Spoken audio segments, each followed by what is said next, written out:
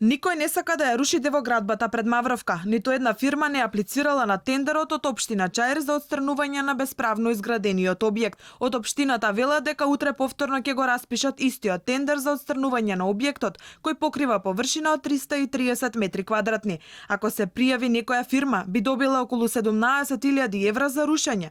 Додека пак според познавачите на градежниот бизнис, досега во изградба на објектот се вложени над 100.000 евра.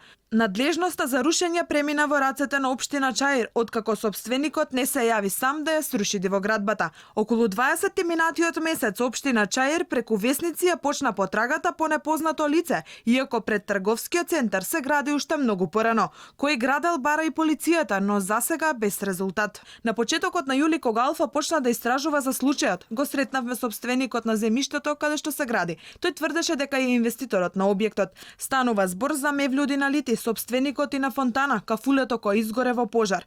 Тој тогаш тврдеше дека се гради според дозволата која добило од општина Чаир. Имам дозвола од градначалникот дека можам да работам. Реконструкција се прави. Тогаш и општинските градежни инспектори кои излегоа на терен кажаа дека не констатирале никакви нерегуларности. Ситуацијата се промени по 20 дена, по силниот притисок од јавноста. По општина Чаир го промени ставот. Објектот стана дивоградба и донесе одлука за негово рушење. Во меѓувреме, скопското обвинителство отвори предистрага против непознат сторител. До кога ќе стои дивоградбата пред Мавровка засега останува неизвестно, со оглед на пролонгирањето на процедурите за рушење од страна на општината.